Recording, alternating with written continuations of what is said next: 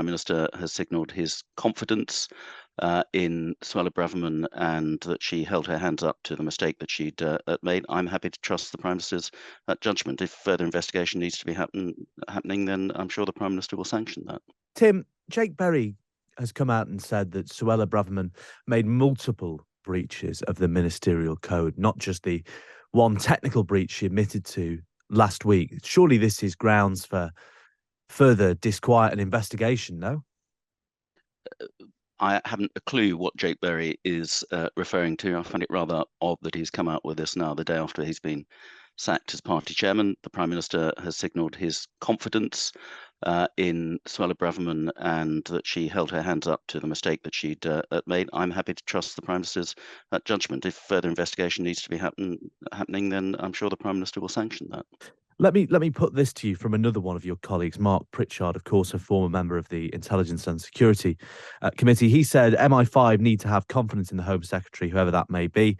It's a vital relationship of trust, key to the UK's security and democratic oversight of MI5. Any breakdown in the relationship is bad for the security service and the government. It needs to be sorted ASAP. That's, of course, the story in this morning's Times about MI5 giving Suella Braverman a bit of a crash course in what she can and can't share. Surely that's not a sustainable state of affairs either, no? Well, I think what Mark Pritchard's just said is what you might call a statement of the bleeding obvious. So if the Prime Minister has any doubts that there is not a bond of trust and a proper working relationship between the Home Secretary and the security services, then he wouldn't have reappointed her as Home Secretary. So that's a judgment of the Prime Minister, and I trust his judgment. Do you think she was wrong to resign in the first place then, now she's back in office? I have had no part in the details of exactly what happened to Suella Braverman. This is really not a question for me. This is a question for the Home Secretary and the Prime Minister. Well, let's move on to something more directly related to your work as a member of the Home Affairs Select Committee, Tim. Home Office officials admitted yesterday that 10,000 Albanian men had arrived in small boats this year, and your committee heard that only 4% of asylum claims by migrants who crossed the Channel last year had been processed. It's clearly a big issue. Regardless of the controversy around her appointment, Suella Braverman has a lot to do, and perhaps she has the most to do on sorting this problem of Channel crossings out. What should the government do to fix this in the light of these remarkable new figures? Well, this is, and has been for some time, the biggest single challenge facing the Home Office. The situation is getting worse. 38,000 people so far come across in small boats across the Channel. The worst possible way of trying to get into the UK, up from 28,500 last year, and we are not through October yet. And now we have a real problem at Manston, where there are some 2,800 people at a centre which was built to process 1,000 people there for 24 hours. Some of them have been there for over a month. So the government's absolutely got to get a greater sense of urgency with this. There are two main things I think need to be happened.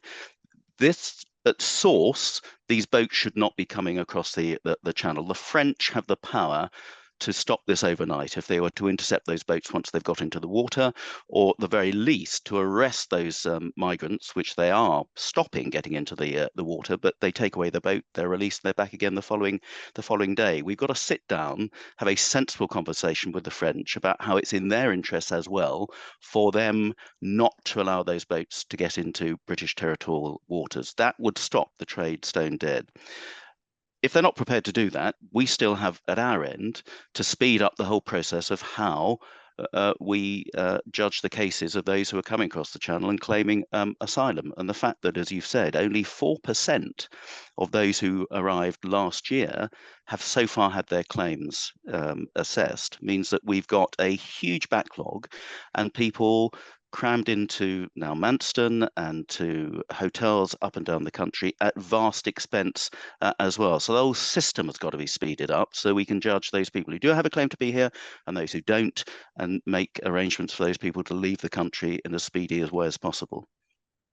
And just finally, are you convinced of the argument that immigration rules are going to have to be relaxed in some sectors to drive economic growth? Is that something that could potentially help solve the migration crisis? Yes, but it's a completely different issue. And I am for greater flexibility in certain skill shortages where clearly we do need people to come to this country and work and contribute. And they may come from all parts of the world. And I want people who are the most appropriate for doing those jobs, not people who are trying to get here as economic migrants illegally, and particularly coming from Albania, which has been up to 60% of those coming across the channel, which is not a war zone, which is not a abuser of human rights, is a candidate country to join the EU. These are not genuine asylum seekers. I'm also in favour of those people who've come to this country legitimately, who it's taking too long to process their claims, that if they've been here for 6 months or so, they should be given leave to be able to work in the economy. So whilst their claims are being processed, they can contribute, earn a living, and fill some of those spaces as well. That's the way to do it. That's a very different situation from those people who are coming across the channel, which is causing all these pressures that we've seen in the last few days, and again in front of my committee yesterday.